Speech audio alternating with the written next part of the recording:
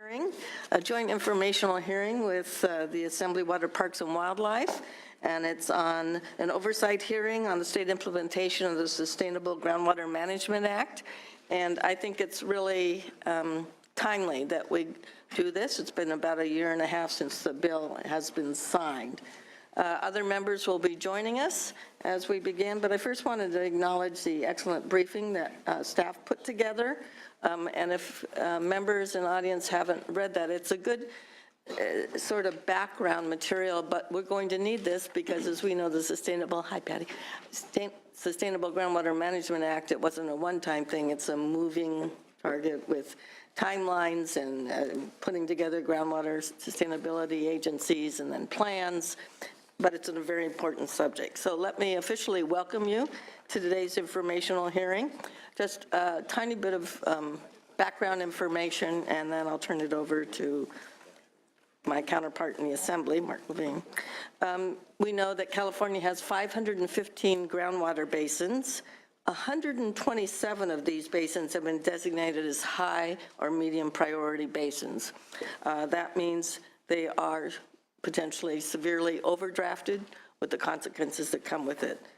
The groundwater basins in some basins provide almost half of the state's water supply, and I've been told in drought years like we've had the last 4, hopefully not 5. If you live in Southern California, it looks like 5, fifth year, I don't know the Central Coast bill, but yep, it could be up to 60%. We have lacked, our state has lacked as being almost the most progressive environmental state. We'd lacked any kind of comprehensive system for managing the state's groundwater resources until September of 2014, when Governor Brown signed a three-bill package one of the measures in that package was from former Assemblymember Roger Dickinson, and it established formally the Sustainable Groundwater Management Act. I wanted to also give a sort of a shout out again to the people that worked so hard to get that passed, and in particular, not only the administration's California Water Action Plan, but the good work of the Association of California Water Agencies and the California Water Foundation working together as a team. Governor Brown, when he signed the bill, said, and I was going to quote from this because it's sort of the key elements of the plan, Governor Brown stated at that press conference for the signing, a central feature of these bills is the recognition that groundwater management in California is best accomplished locally. We're going to be talking about that today. I remember the threat of the State Water Board out there. Everyone was really excited to be able to try to do this locally. Local agencies will now have the power, he goes on to say, the power to assess the conditions of their local groundwater basins and take the necessary steps to bring those basins in a state of chronic long-term overdraft into balance. I don't need to tell all of you up here, but the impacts of overdraft are significant and real. Failed wells, race to the bottom of some people perhaps taking out more than their fair share, deteriorated water quality, access to clean drinking water for particularly disadvantaged communities, and the real cost of irreversible land subsidence, where it's going to be hard to replenish those groundwater basins in the future.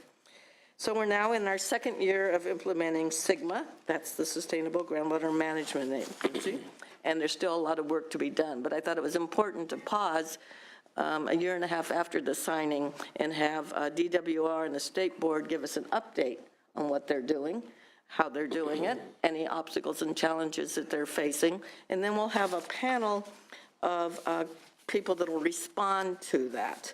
And so let me turn it over at this time to my co-chair, Mark Levine, chair of the Water Parks and Wildlife Committee. Do you have any opening comments? A 2-hour speech, perhaps? I'll fill up all the time, if I may, Madam Chair. Looking back, 2014 has the potential to be the most significant year of the 21st century for California water management. This was the year we passed the water bond and the package of bills known as the Sustainable Groundwater Management Act. It would therefore be an understatement to say that implementation of SGMA is important. I think the impression is that right now, all the hard work on SGMA is happening locally. with communities engaged in debate over who they will have as their groundwater sustainability agency. That is occurring, and that is a good thing. But there's also a great deal of work occurring here in Sacramento, work that is going to guide how GSAs will develop and implement groundwater sustainability plans.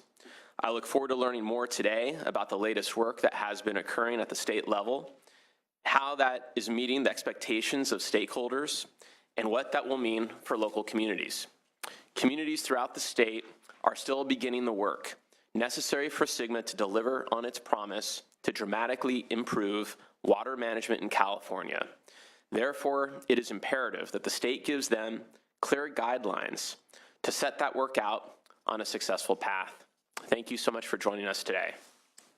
Thank you very much, and let me ask if anyone else on the dais would like to make some opening comments before we go to our first panel. All right. With that, let us go on to the first panel. Two important individuals that are critical to the success and the implementation of the Groundwater Sustainability Management Act. If David Gutierrez, who's the Executive Program Manager for the Department of Water Resources and the Sustainable Groundwater Management Program, would come forward, and he will be, and at the same time, if Tom Howard, Executive Director of the State Water Resources Control Board, would also join him. They're going to give us the overview. We've asked them to go back a little bit and remind everyone what they're doing, what they've been charged with. I know DWR has been very active in the field providing technical assistance.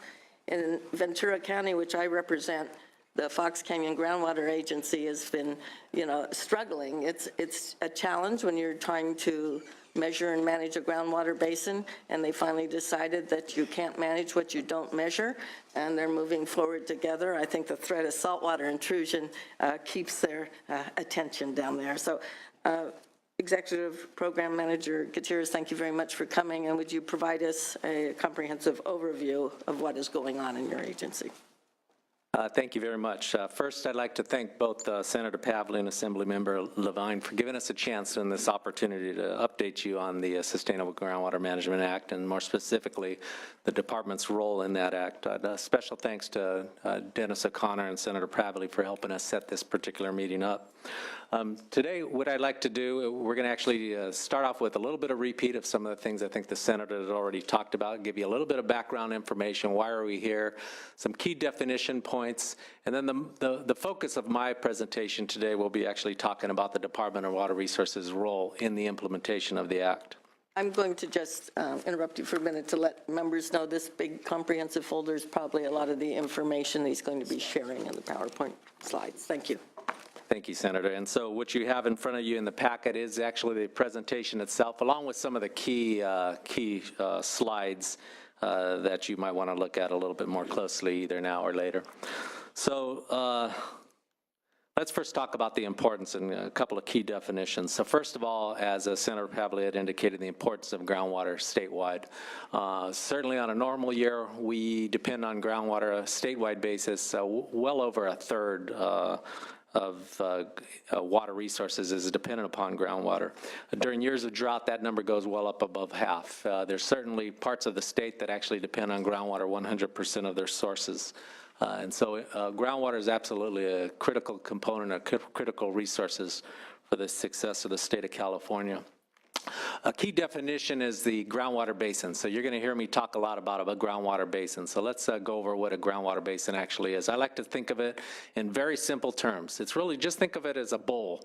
And this bowl, shown on the cartoon on the right-hand side of the presentation, over geologic times, it fills up with sediment and sands, and then this bowl fills up with water, and that's basically what our groundwater is. So think of this groundwater situation as nothing more than a surface water. The only difference is you really can't see it. It's underground. Now, unfortunately, in the state of California, we've, in some areas of the state, not in all, but in some areas of the state, we've actually done some overdrafting of groundwater. And it's historical overdrafting, so not just necessarily 1 year, but we've been doing this in some situations for decades. And as a result, we get adverse impacts. Some of the examples that are obvious are seawater intrusions. So as you take the pressure off the land, if you take too much water out, the water level goes down. Well, the pressure is going to go from highest to lowest. The seawater will actually start intruding into the land from the coastal areas. Some of the problems that's going to cause is it's going to not allow your farmers to be able to farm very near to the ocean in the future. We've heard of the term subsidence. So if you take too much water out of the ground too quickly, what happens is the ground actually collapses. We have case histories where the ground has actually collapsed well over 30 feet. In some instances, the ground is collapsing on the order of a foot a year. You could imagine what a foot a year of subsidence will do to infrastructure around the state, something that we probably need to avoid. Groundwater levels themselves, if the groundwater levels drop too quickly, we could actually dry out our neighbors' wells, and they will not have water. We've seen that statewide this year. The volume of water, again, think of that groundwater just like a reservoir. If you do not fill back that reservoir up, eventually you're going to run out of that reservoir and it's going to be empty, and we have to keep an eye on the volume of the water in the future. And then finally, the interaction between the surface water and the groundwater. Surface water and groundwater are absolutely related. If you take too much water out of the ground next to a creek or river, you're going to be potentially drying up that creek or river, which will have significant impact to the habitat, et cetera.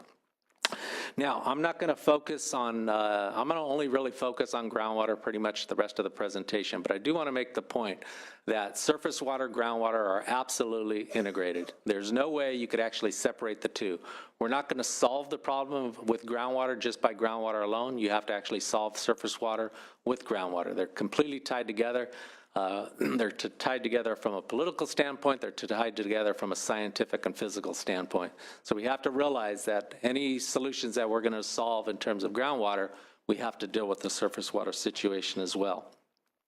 Okay, background for that. Now let's talk just a little bit about the background of the act, and I think all of you know this really well.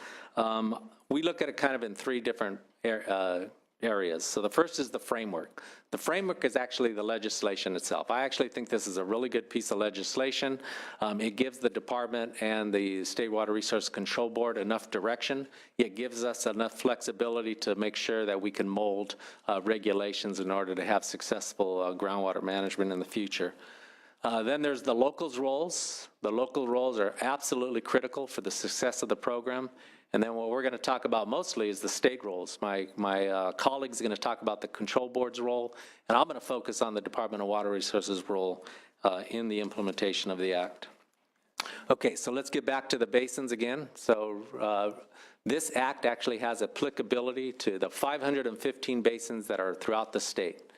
And so over the last several decades, the department has defined and refined basins by definition throughout the state. And remember, all we're doing is we're defining those bowls from a scientific and sometimes actually from a jurisdictional basis. And so there's the term basin and subbasin. And so a basin, remember, is that bowl. But in some cases, that bowl is extremely large. So let's think about the Central Valley of California. The Central Valley of California is one huge, gigantic bowl. And so over the years, we've subdivided that into jurisdictions because it's just too big to manage in one big basin. And so that's what's been historically defined as a subbasin.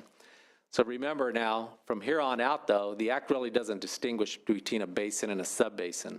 The basin and the subbasin are going to be treated pretty much the same in terms of the governance structure. The only difference is, remember, when we talk about subbasins in the state of California, and when we talk about management of those particular subbasins, remember that as the water starts migrating around, remember it's just no difference than a reservoir. When it gets to this basin boundary, whether it's a county boundary or whether it's a water district boundary or whatever, it doesn't know it's supposed to stop. It's going to go right through. So remember that there's really a significance on that when we talk about subbasins in the future. Now, when we talk about priority, though, this is an important point. And so I told you in the previous slide that there's 515 basins statewide. What the department has done over the last several decades is actually prioritize those basins into high, medium, low, and very low priority. And there is somewhat of confusion of what that actually means. So there's a tally of how we figure out whether it's a high and medium priority basins. And there is somewhat of a misconception that high and medium priority basins are the basins that are in trouble. And in fact, that's really a small component of the answer. In reality, a better way to look at it is the priority of the basin is really the importance of the basin. How important is that basin to our community, to the state as a whole? Do the locals depend heavily on that particular basin? Do they get groundwater out of there? Is there a significant amount of use of groundwater? Is there a large population in that particular basin? This is really what really drives the significance of a high and medium priority basins. So when you look at the maps and you were to compare the basins that are distinguished in the state of California and the high, medium, low, and very low priority basins, you looked at the high and medium priority basins are actually in the Central Valley where the population is the greatest and where our agriculture is heavily dependent on groundwater. Now, it's also significant to understand high and medium priority basins versus low and very low priority basins. This is significant in the Act in the sense that for very low and low priority basins, the Act is somewhat on a voluntary basis. They can or don't have to necessarily follow the requirements of the legislation. However, when we talk about high and very high priority basins, it's a requirement for a groundwater sustainability agency to develop and for a groundwater sustainability plan to be developed by that groundwater sustainability agency. And we're going to get to that in a little bit in the next few slides. Now, I'll just talk one slide on the local responsibilities, and the local responsibilities, as should be known, are great. This is really the success of the program is going to be dependent on those future groundwater sustainability agencies. So who are these future groundwater sustainability agencies? That's actually defined in the Act. So the Act essentially says these future groundwater sustainability agencies, they have to be public agencies. That's number one. And then number two, they have to have responsibilities related to either water or land use. And this is an important point on the Act. Not often in statutes have we tied land use and water use together, and it's absolutely critical that we do that, and that was actually done here. You need to understand your water supply, you need to understand your demand, and in order to do that, you have to understand your land use, and all this will be tied in this particular piece of legislation, which is, again, critical for the success of the program. So these groundwater sustainability agencies are going to figure out how to form their governance structure. It's up to them to figure that out. However, they have a deadline. By June 30th of 2017, they have to have a governance structure in place of groundwater sustainability agencies in order to manage in the future. Then future deadlines include the development of a groundwater sustainability plan, and we're going to talk a lot about that in a little bit. But the groundwater sustainability plan has to be developed either by 2020 or 2022 in the future. And then remember, the implementation of this groundwater sustainability plan is going to be over a 20-year period, and we're going to have a 50-year plan to actually do that, and I'll talk a little bit about that in the next few slides. So here's some additional very key terms associated with the Act itself. It's the undesirable results, which are significant and unreasonable. So in one of the first slides, I talked about the impacts. I talked about the potential impacts that you could have by overdrafting a particular basin. Well, these impacts were actually turned into undesirable results, and they're significant and unreasonable. So you can match these up to some of the previous slides that I talked about. Lowering of groundwater, reduction of groundwater storage, seawater intrusion, water quality degradation, land subsidence, and the depletion of surface waters. Now, these are absolutely critical terms to understand because this is entirely how the regulations have been developed. They've been developed around this particular point, and therefore I felt it was really important to repeat this, which is in the legislation.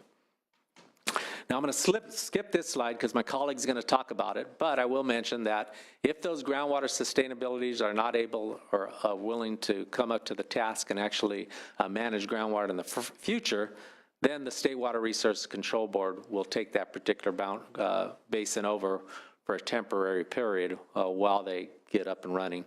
But my colleague, again, he'll focus on that in the next presentation. So let's talk about the Department of Water Resources and our role, and here's really the focus of the presentation that I'd like to cover. I'd like to think of it in basically two buckets. The department's responsibilities are really two buckets. Bucket number one is our job is actually to write the rules of the game. We have two sets of regulations to write, the basin boundary regulations and the groundwater sustainability regulations, and I'll talk about that in the next few slides. After that, it's all about assistance. Remember the key principle, groundwater should be managed at the local level. We certainly bought into that. Everything we've written in terms of regulations and assistance, that's how we're doing it. And the Department of Water Resources is providing assistance as much as we can, and we're actually building some additional capacity in order to make those locals successful. So that assistance is going to come in the form of technical assistance, planning assistance, financial assistance, and then regional assistance in the sense that the basin is just a component of the overall water resources of a particular region, and therefore the state should step in and help out on a regional basis when necessary. Now, when we designed this plan, when we designed the approach that we're taking, we believe, and we've bought off completely on the key principle, and that key principle being that groundwater is managed best at the local level. And so again, everything we've designed is around that key principle. And I believe in order to be successful, you have to have a very strong and robust communication and outreach effort. Therefore, that's what we've designed. And I separate those, communication and outreach, because I look at them a little bit different. So communication is education. I'm talking to folks. I'm trying to educate them about something. Whereas outreach, it's not just communication. I'm actually listening too. I'm going back and forth, and I'm trying to get input. And that's going to be an absolute critical component for the success of certainly the regulations that we write, as well as some of the assistance that we're going to provide in the future. And so what we've done is the first thing we did is we developed advisory groups. We're never going to be able to get to a point where we write regulations that are on a consensus basis. I believe that would be impossible. We would not be able to write regulations to be consensus-based. However, our theme was to actually make sure we have a very good common understanding going into the development of these regulations, and therefore we did develop these dozen or so advisory groups. If you look in your packet, you actually see a list of the advisory groups that we're actually communicating with. So when we look at terms of communication, we've actually had well over 150 to 200 meetings statewide where we're just trying to educate folks about the Sustainable Groundwater Management Act. When we look at outreach, we've actually had hundreds of hours of outreach effort where we're trying to get that common understanding of some of the issues in developing of these particular regulations. And in fact, I think some of the speakers that I think in fact all of the speakers that you have coming behind me are in some way, form, or shape part of one of our advisory groups where we're trying and struggling to get that common understanding. So again, communication and outreach has been extremely important in what we're trying to achieve. And I believe we spent a lot of our resources on this particular effort. Now let's talk about the department's immediate actions, some of the things that we've accomplished over the last year. So over the last year, we've worked a lot of hours, and I'm gonna tell you all that in about 5 or 10 minutes. So we'll see how this goes. So let's first talk about critical conditions of overdraft. So first, let's understand what the impacts are of being in a critical condition of overdraft. In reality, it's really only one thing. In reality, the one thing being, if your basin is in a critical condition of overdraft, that means your basin needs a little bit more attention a little bit more quickly. And as a result of that, according to the statutes, a groundwater sustainability plan will be required by 2020 for those overdrafted basins or basins subject to critical overdraft. If not, you have until 2022 to complete the plan. So really that's it. That's really the only difference. And so the Department of Water Resources actually had a list of basins that were in critical condition of overdraft. We refined that list. We worked with locals to actually make sure that we've got the right answer.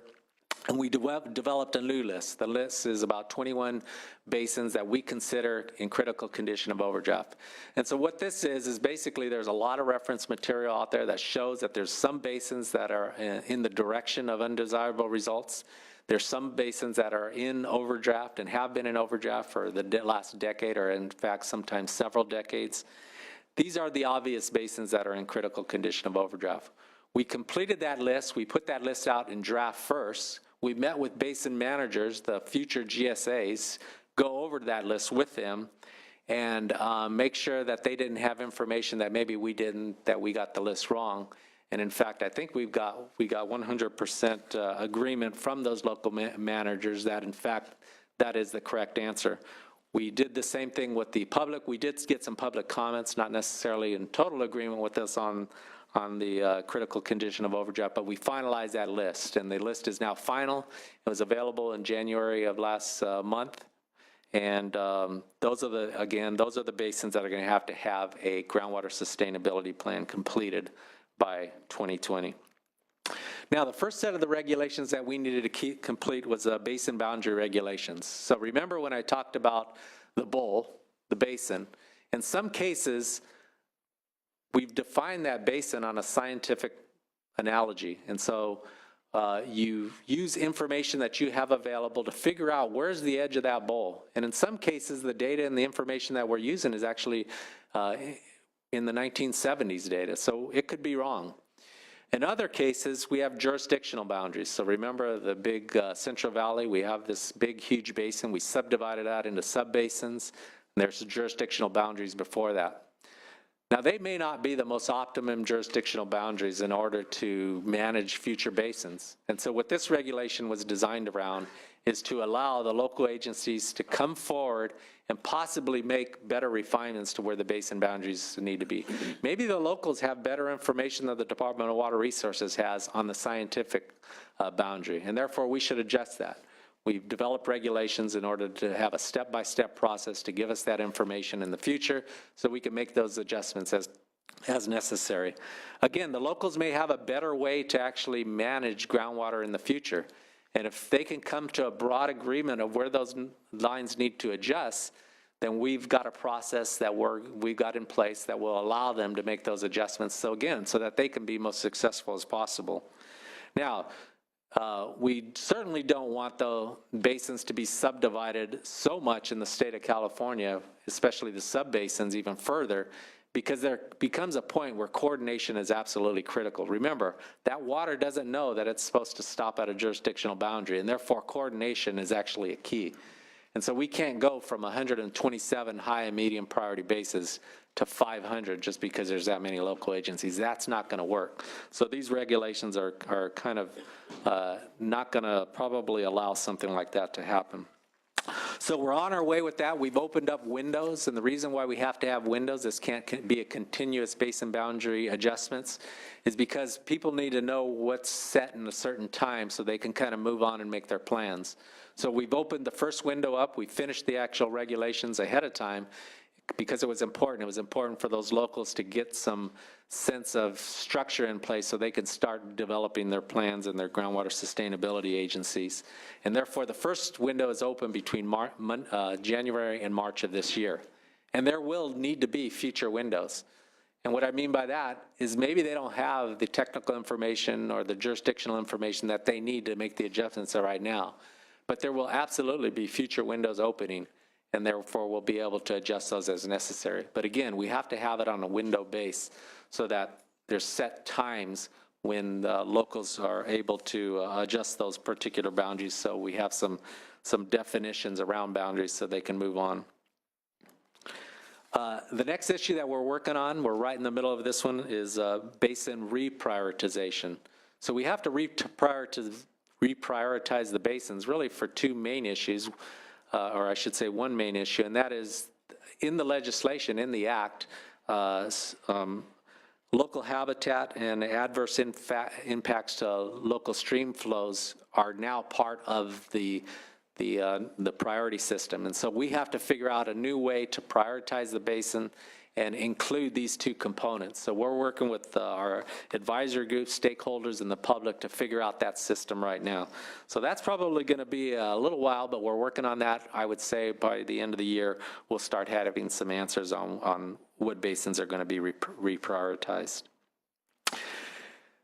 The next issue is the groundwater sustainability agencies and their formations. So really, the Department of Water Resources has a minor role in this. In the fact, we have very little authority on how the groundwater sustainability agencies form. It's up to the agencies and it's up to the locals to figure out how they're going to govern in the future.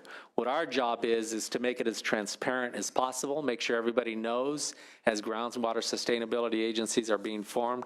And we do that through our internet website. And I'd invite you to look at our internet website. You could go on there. There's a couple of great tools on there. One tool would be a map of California where you can click on different layers and you can see the different county boundaries, the different jurisdictional boundaries. You could also see how groundwater sustainability agencies are actually actively forming. So as we get the information, we plot it up there. We also show where overlap is happening, where two groundwater sustainability agencies are not necessarily coordinating and are claiming the same area. So our responsibility in terms of formation of GSAs is actually very limited. It's really just a role in terms of reporting. However, we certainly have an interest in the successful implementation of the Act, and we certainly have an interest in the formation of the groundwater sustainability agencies. Again, the key to those groundwater sustainability agencies being formed is coordination. It's all about coordination. They have to get together, they have to talk, they have to struggle through how they're going to do the governance structure. Our interest being we want them to be successful. That goes back to that same key principle. It's best managed at the local level. So what we've devised is facilitation services. We've hired facilitators throughout the state. These are not department employees. These are private consulting facilitators, and we've offered them up to those local agencies. This service is to provide them to start that coordination effort. We have an interest in them coordinating. We have an interest in them being successful on the development of those governance structures. Let's see, I think I skipped a very key slide. That one. And so let me come back to this key slide. This is an important one, and this is actually the actual regulations for the groundwater sustainability plans. So we've drafted our first draft of the groundwater sustainability plans. So when we drafted these plans, they didn't come out of nowhere. We actually had hundreds of hours of meeting with the advisory groups, stakeholders, and the public to get that common understanding of what's actually going to work in a regulation. Based on that input, we actually developed the regulation. We actually developed the draft regulation, I should say. And we actually released that draft regulation last Thursday. And so the regulation is now out there, the draft is out there, and we're inviting public comment, as well as we're going to be meeting with their advisory groups to go over that. But I'm going to try to tell you what that regulation is in a nutshell and where we landed so far. Remember, this is just a draft. So first of all, it took us decades to get into the situation that we're at. We're not going to get out of it overnight in this particular act. And therefore, the regulation recognizes that fact. It recognizes the fact that we've got a 20-year timetable to deal with this, and the plans have to be developed over a 50-year planning implementation period. We're trying to make this as transparent as possible. Stakeholders are absolutely critical. Their input is going to be absolutely critical in the development of these plans. So that what the department has put in the regulations is all information that's going to be supplied to the department is going to be made available to the stakeholders and the public, so they can actually see what's going on and how these plans are being developed as they be developed. Communication is absolutely critical. Communication with stakeholders and the public is going to be absolutely critical. You're going to see in the regulations where we actually require a communication plan by the groundwater sustainability agencies. And then the key component of how this is actually going to work. So I'm going to try to explain this in just a couple of minutes, where it took us about 67 pages to define this. So the way this is going to work is essentially, think of this as a plan needs to be developed. And you need to have goals and objectives to that plan. And then you have to have actions to actually address those goals and particular objectives. So in the plan, we talk about measurable objectives, and that's actually a key component. So the first thing, though, that has to be defined is this undesirable result. Well, what is that? What is significant and unreasonable? In the regulations, the way we've written it so far, is that it's up to the locals to figure out what that significant and unreasonable is. And you have to understand why we did that. And the reason we did that is we have 127 high and medium priority basins to work with, and each and every one of them are different. They're different from a scientific basis, and they're different from a governance structure, they're different from management issues. As a result of that, we can't go out and put a rigid requirement on any undesirable result. We can't go and tell you that 1 inch of subsidence is too much or too little, because that's going to be dependent on where you are, where you're located. In some areas, that's going to be too much. In other areas, they're going to actually be able to handle 1 inch of settlement per year. And therefore, it's going to be up to the locals to figure out what that is. Once they've defined what's undesirable by significant and unreasonable, then we have to match a measurable objective to that. And the measurable objective is, how are you actually going to measure whether 1 inch per year of settlement is good or not? And so they're going to have to put in a system of monitoring in order to achieve that particular goal. And so that up front, we all agree how we're going to measure that particular goal of what they've actually defined. And then there's another key term that we've actually developed called minimum threshold. Now, the minimum threshold is the point, and us engineers usually like to look at this as it's the factor of safety of 1.0. This is actually the point where significant and unreasonable is too much. Minimum threshold, you can't go below that minimum threshold. And in advance, we need to know what that is from a measurements perspective. We actually have to have measuring tools out there in order to understand where that point is in advance, so that we know if we're through the measurable objectives, if we're through the minimum threshold, we have to take some additional measures, some emergency measures, in order to prevent us from actually getting into that significant and unreasonable realm. And so think of the measurable objectives as typically when engineers design something, they design it not at the factor of safety of 1.0. You don't want to put projects in place where you're designing it at the failure point. You want to design it at a point much higher than that. And so remember that the projects that are going to be in place, the management structure that's going to be in place, those are going to be designed around that measurable objective, which is above and beyond where the minimum threshold is. So that's essentially how the future groundwater sustainability plans are going to run. Again, they're in draft form. We designed these regulations in order to have the test of time, meaning we didn't design these as temporary regulations. We designed these regulations to be permanent. However, it's a little bit naive to think that we're going to have regulations that are going to be perfect forever. This is new to the state of California. We are able to modify these regulations in the future if we learn new things as we go, and I'm sure that's probably something that's going to happen in the future. The other thing is we design these regulations the best we can based on the information that we had, based on the advisory group communication that we had. However, there's going to be some things in there that we wrote that are just not clear. There's going to be some things in there that we are saying we're doing, but the actual language doesn't quite match that. We understand that. That's why we have the advisory groups. We put this draft out there, and we're actually already engaging. We're actually starting those meetings, and we're asking those groups, what's wrong here? What did we say that doesn't match what we have been saying?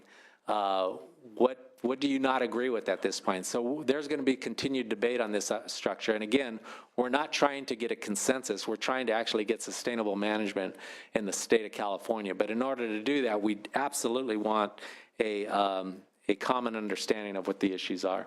So that's the groundwater sustainability plans. That's the big one. In addition to the actual regulations itself, we're actually completing a kind of a layman's guide to the draft, so that if you don't want to have to read the 67 pages, there's a 10 or 15 page layman document that'll pretty much explain what I just did in verbally right now. Okay, so this is that's really what we're working on. We, of course, still got a lot to do after this, and so I'll just highlight a couple of the issues that are up there. We have to develop best management practices in the future. So what this is this is a scientific basis. Remember that the state of the practice and the state of the art in groundwater management in the state of California is new. It's going to change. It's going to rapidly change.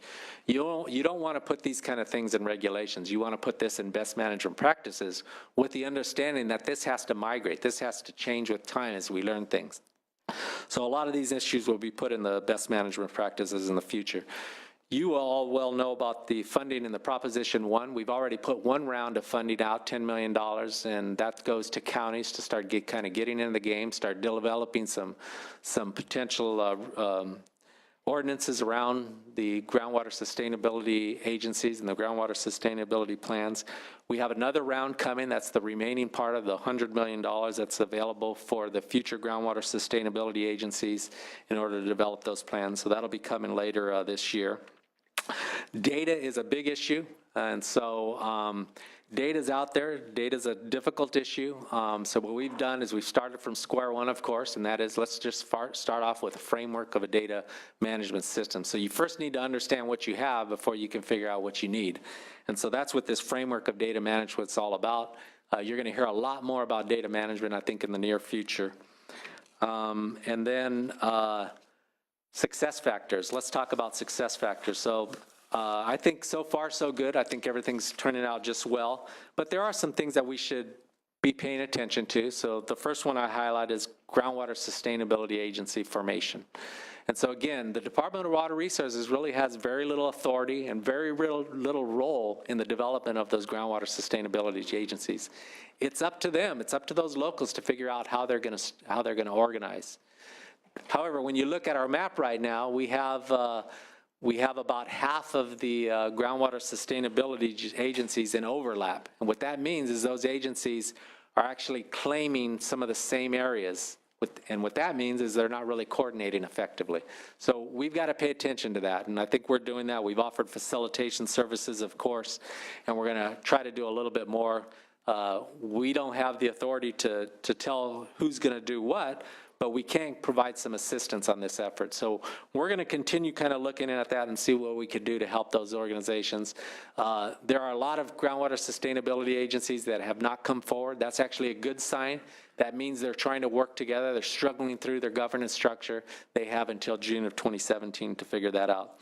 Now, I put that one up at the top because I think that's the most important one that I'm focused on, the one that I see as maybe one of the biggest risks, but I think we can maybe address that with some attention. I mentioned to you data gaps. Remember the groundwater, when you actually develop a plan, there's going to be a lot of gaps out there. The regulations address that. The regulations address the fact that it's okay. In some instances, we're going to have to do some additional instrumentation. We're going to have to fill those gaps before actually we know where we're going. The department will certainly have a role in that. There's going to be some statewide responsibilities in data collection as well as locals.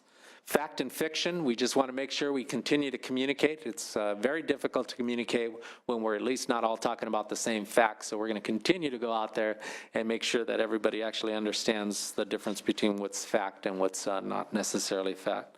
Support and assistance, we're going to continue doing that. Something we're continuing to build on, but something I think we got to make sure is a continued success factor. And then finally, the overall implementation and the decisions. It's really about balancing your water supply. It's either supply or demand. What this act is actually going to do is it's going to actually make you look at your bank account. It's going to make sure you look at your bank account and make sure you don't go bankrupt in the future in terms of water. And so it's either one or the other. You're going to either address your supply or you're going to address your demand. In some cases, we are in a balanced situation. It's not an issue. It's going to be just fine. It's just a matter of making sure in the future we don't get there. And so this is where this act will be very beneficial. In some areas, we're a little bit out of whack. The balance is not there. We're on our way to bankrupting some of our water systems in the future, and we can't allow that. This is going to force that issue. It's going to make us look at our supply. It's going to make us look at our demand, and it's going to make us come to a balanced condition in the future. Remember, this isn't going to happen overnight. It's probably good that it's not going to happen overnight. It didn't take us overnight to get here. It's going to take us a couple of decades to get out of it. And the regulations, again, were designed that way over a 20-year implementation. So with that, again, I'd invite you to look at our website, look at your package. I'm going to turn this over to my colleague. He's going to talk about the control board. At your discretion, Senator, I could either take questions now or after the entire presentation. I conferred with the co-chair up here, and I think we'd like to hear from both of you, just to let members know Mr. Howard's presentation is a lot shorter, and then we can ask either one of them. But thank you very much, Mr. Gutierrez, for your excellent overview and for your good work. I know DWR has been hard at work ever since this measure passed, so good job so far.